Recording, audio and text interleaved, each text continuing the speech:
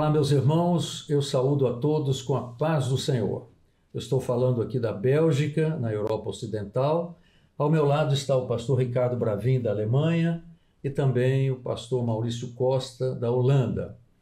E nós estamos no programa Profetas Maiores. Nós já analisamos a parte inicial desses livros com uma síntese de Isaías e Jeremias no primeiro programa, Lamentações de Jeremias e Ezequiel no segundo programa, e hoje nós temos o prazer de apresentar o livro de Daniel, esse livro muito estudado na nossa igreja e certamente com um conteúdo profético maravilhoso, não só para os dias de Israel, naquele período em que Daniel viveu, mas muito aplicado à igreja dos nossos dias, à igreja do momento profético em que nós estamos vivendo.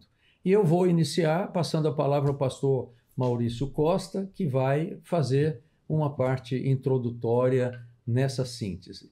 A paz do Senhor, pastor Ricardo, a paz do Senhor, pastor Gerson. Estamos aqui mais uma vez para aprendermos da palavra de Deus. Isso tem sido motivo de grande alegria para nós.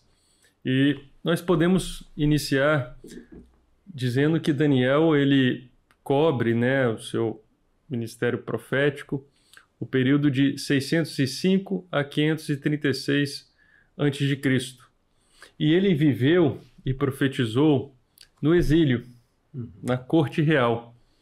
E é muito importante sabermos o significado do nome Daniel, que é Deus é meu juiz. E Daniel, no exílio, na Babilônia, ele foi levado como um jovem nobre de Judá. A Babilônia não levou aqueles jovens que eram não nobres ou que não tinham importância, mas levou Daniel como um jovem nobre, e ele foi levado para a Babilônia ainda muito jovem. Nós podemos ver em Daniel capítulo 1, versículo 6, que ele foi levado junto com outros filhos de Judá, Daniel, Ananias, Misael e Azarias. E quando Daniel chega num terreno, numa terra de costumes diferentes, hábitos diferentes, língua diferente, fé diferente, ele poderia ter todos os motivos, para deixar de ser fiel, ou para esmorecer na fé, para se enfraquecer, mas nós vemos que Daniel ele se manteve fiel a Deus numa terra pagã. Notadamente, no versículo 8, nós vemos que Daniel ele assentou no seu coração não se contaminar com a porção das iguarias do rei. Então ele não come a comida do rei. Isso é muito importante para nós aqui da Europa, pastor Ricardo? Os nossos jovens estão em outra cultura, outra terra, outro país, mas é importante que eles assentem no coração não se contaminar com aquilo que é oferecido pelo mundo, por melhor que seja. Por melhor que seja uma iguaria. Uma coisa muito interessante de se observar nesse momento de introdução, dentro daquilo que o pastor Maurício está comentando aqui, pastor Gerson, queridos irmãos, é de se notar, sobretudo no verso 4, que o rei de Babilônia, ele estabeleceu um projeto para aqueles jovens. Qual que era o projeto dele? O projeto dele era ensinar aqueles jovens as letras e a língua dos caldeus. Então, vejam só, do mesmo jeito que o Senhor nosso Deus tem um projeto maravilhoso para nós, o opositor também tem. Sim. O projeto dele. O projeto dele. Sim. E ele queria tirar aqueles jovens das letras e da língua do Senhor, para que eles deixassem de conhecer a lei do Senhor, a palavra do Senhor, e introduzi-los na língua deles, no idioma e nas letras deles. O desejo do rei era apagar a memória, toda a memória deles, daqueles jovens. Mas quando Daniel diz isso, pastor Maurício, eu acho interessantíssimo, pastor Bravin, Daniel assentou no seu coração, ou seja, ele tinha um fundamento e ele não ia mudar isso. Agora veja o efeito disso, pastor Gerson, pastor Maurício, queridos irmãos. A Bíblia diz assim, Daniel assentou no coração, ou seja, foi uma manifestação de vontade livre dele. Eu coloco no meu coração que eu não vou participar deste projeto. naquele momento, no verso seguinte, a graça e a misericórdia de Deus se revelam. Porque Deus deu a ele graça e misericórdia. Mais do que todos os outros. Você já vai ver no verso seguinte a manifestação da graça e da misericórdia, depois que ele assenta no coração. Só que eu vou interferir um pouquinho aqui, senão nós vamos partir para a análise e nós estamos na síntese. Amém. Só que é uma riqueza tão grande que nós temos que vontade parar e ficar nesse versículo, pastor Bravin. Excelente a sua participação, pastor Maurício. Mas dando continuidade, nós vemos também no livro de Daniel, na análise, nessa síntese, que a fé dele foi provada, e dele e dos amigos que foram com ele. Nós vemos que Deus livra os amigos de Daniel na fornalha de fogo ardente. Deus não livrou da fornalha, Deus livrou na fornalha. Deus não nos livra da prova, Deus nos livra na prova. E ele também, quando ele é colocado na cova dos leões, e ele foi colocado pela sua fé, pela sua determinação. E nós vemos que em todas essas situações ele se manteve fiel, ele e os amigos, e eles foram honrados pelo Senhor, e o Senhor deu a eles a graça e deu a eles também o crescimento. Pastor Bravin gostaria de falar um pouco sobre aquele sequenciando aqui essa análise introdutória, aquilo que o pastor Maurício acabou de dizer, nós vamos ver como é que Deus então começa a usar Daniel em dons espirituais. Nós vamos ver, por exemplo, ali a visão de Daniel sobre a estátua, né, onde Daniel interpretou os sonhos e visões que mostravam que Deus governa sobre reis e impérios, e houve um sonho que foi interpretado por Daniel. Deus deu a ele essa condição, essa bênção em Daniel 2:32, onde ele viu, onde foi no sonho que Daniel interpretou, e ele fala: a cabeça daquela estátua era de ouro fino, o seu peito e os seus braços de prata, o seu ventre e as suas coxas de cobre, as suas pernas de ferro, os seus pés em parte de ferro, em parte de barro. Estava vendo isso quando uma pedra foi cortada sem mão, a qual feriu a estátua e os pés de ferro e de barro e os esmiuçou. Então você vê Deus usando a vida de Daniel com muita profundidade, uma visão profunda, extraordinária, atemporal, e que nos alcança hoje, né? E isso tudo começa como? Isso tudo começa, Daniel assentou no coração, não se contaminar com o manjar dos céus. E não foi só isso, ele viu visões de caráter apocalíptico, profecias maravilhosas. Daniel recebeu visões sobre reinos futuros e o fim dos tempos. Daniel é considerado, na verdade, o Apocalipse do Velho Testamento, pelo teor profético das suas profecias que alcançam a igreja gentílica. E das ligações com o próprio livro do Apocalipse, né? Nós vamos ver isso. Ligações estreitas. Nos detalhes. Né? Nós vamos ver Daniel 7:3, a visão dos 4 animais ali, antevendo os 4 reinos, e os 4 grandes animais, diferentes uns dos outros, subiam do mar, dizia a Bíblia, nesse verso. Esses 4 animais representam 4 reinos mundiais sucessivos: reino Babilônia, Medo-Persa, Grécia, Roma. Ele viu coisas futuras, num grau de precisão e de profundidade maravilhoso. Que faz conexão com o capítulo 2, né? Exatamente.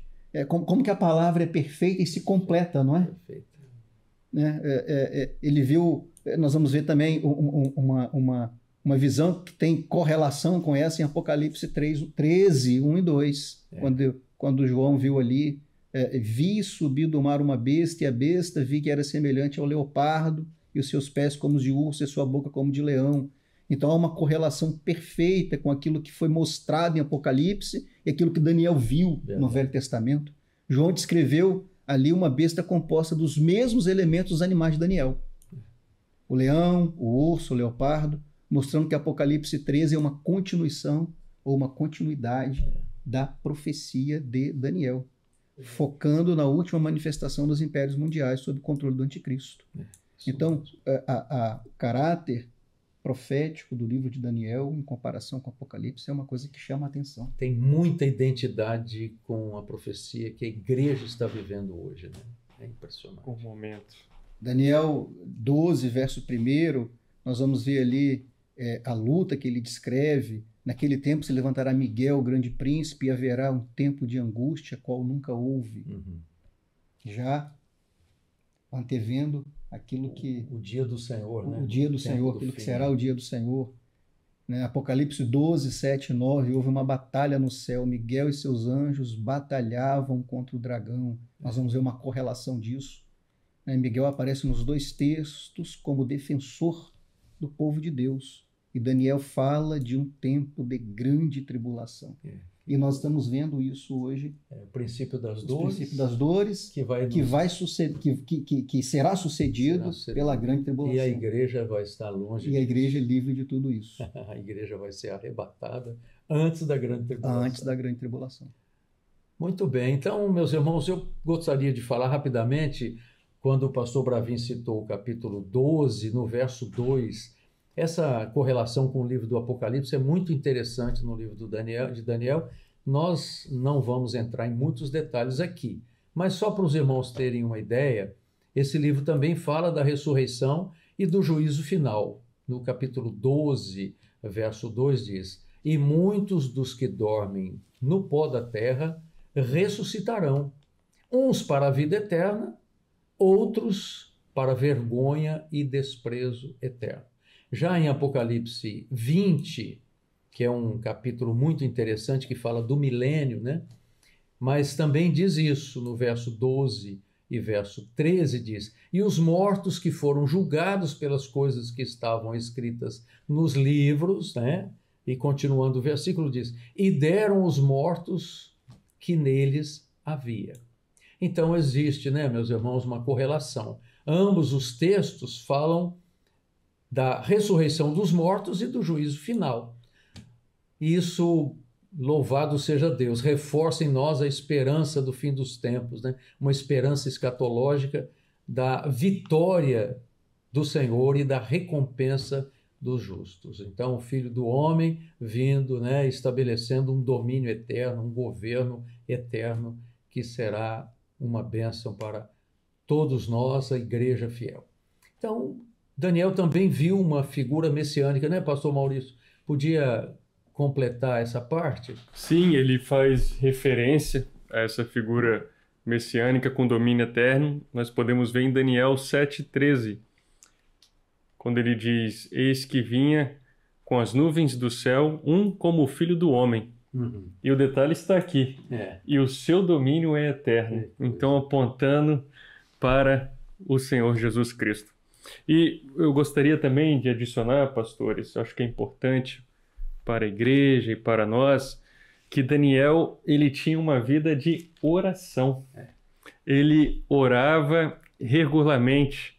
Nós podemos ver em Daniel, capítulo 6, versículo 10, que 3 vezes no dia ele se punha de joelhos e orava e dava graças diante do seu Deus. Hoje vivemos numa sociedade, né, muito corrida, imediatista, muitas pessoas sem tempo. E Daniel, mesmo com uma função tão importante, ele 3 vezes ao dia se colocava de joelhos. Mas, pastor Maurício, uma coisa muito interessante nesse verso 10, que ele termina o verso dizendo assim, ele começa dizendo que 3 vezes por dia ele orava a Deus, mas ele termina o verso dizendo assim: "como antes costumava fazer." Costumava fazer. Ou seja, qual era o contexto desse verso? Ele tinha recebido uma notícia muito ruim de um edito de morte. Sim. Então, o que ele foi fazer? Ele foi orar, mesmo depois de ter recebido uma notícia ruim. E o verso termina dizendo: "como antes começava, tinha o costume de fazer." Por que isso? Porque isso nos ensina uma coisa muito interessante. Quando nós estamos vivendo um momento difícil, uma prova, uma ameaça, uma situação muito ruim, devemos fazer como Daniel, continuar orando, como antes costumávamos a fazer. Um detalhe dentro disso, pastor Bravin, é o seguinte: não orar somente na hora da luta e da prova. Perfeito. Mas o nosso hábito de oração tem que ser nos momentos de alegria e nos momentos de dor. E nos momentos de dor. Momentos de luta. Esse costume de Daniel nos ensina. E as janelas, né, do seu aposento estavam abertas em direção a Jerusalém. Exatamente. Ou seja, ele não orou mais e nem menos. Ele continuou orando como orava, mesmo vivendo um momento de adversidade. Sem cessar. Orai sem cessar. Coisa maravilhosa. Então ele era um homem de oração. Exato. E que fala para nós da prática do orar sem cessar é o clamor constante, né? Exatamente. Diante das lutas, das tentações, até das alegrias. Nós temos que ser gratos ao Senhor. Mas completando, pastor... E não, em suma, eu gostaria apenas de dizer, por não se contaminar, por permanecer fiel, por orar, nós vemos que Deus o honrou. A vida de Daniel, embora tenha passado por diversos reis, ele permaneceu fiel em todos os reis por quais ele passou, e o Senhor o honrou ele num ambiente completamente hostil. Então Deus honra os fiéis. E é aquilo que falamos, né, o versículo mais importante de todo o livro, naquilo que é a nossa concepção, é aquilo que foi dito no início. Daniel assentou no seu coração não se contaminar com a porção do manjar do rei. Não foi uma decisão racional, não foi uma decisão teológica, não foi uma decisão que ele aprendeu de uma tradição, foi uma decisão de amor, uma decisão do Espírito. Assentei no meu coração ser fiel a Deus. Então este era o pequeno relato, né, que gostaríamos de fazer sobre Daniel. Voltar e pregar nesse livro, nesse versículo. Temos culto daqui a pouco, né? Muito bem, meus irmãos, e com isso nós terminamos esse terceiro programa, que é um programa que apresenta uma síntese.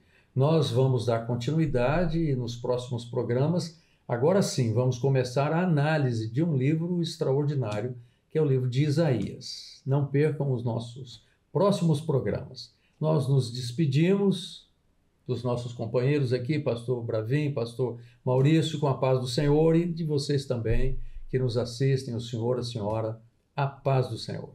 A paz do Senhor Jesus. A paz do Senhor Jesus.